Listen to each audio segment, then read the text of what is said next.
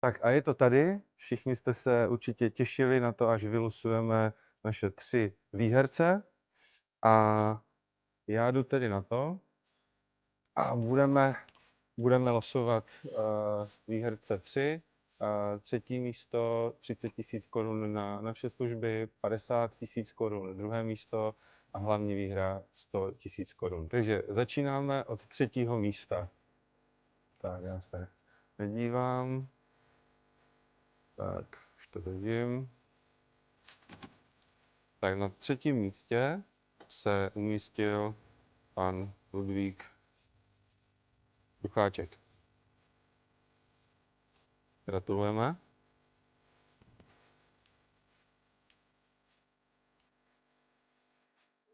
Tak, na druhém místě se umístila paní Sarkozyová. Gratulujeme.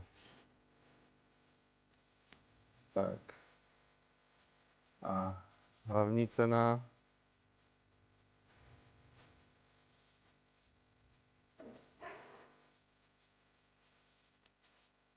hlavní cenu 100 000 korun na naše služby marketingové vyhrála paní Rancová. Moc gratulujeme. Děkujeme všem, kteří se soutěže zúčastnili. Výhercům gratulujeme a těm se ozveme e-mailem co nejdříve.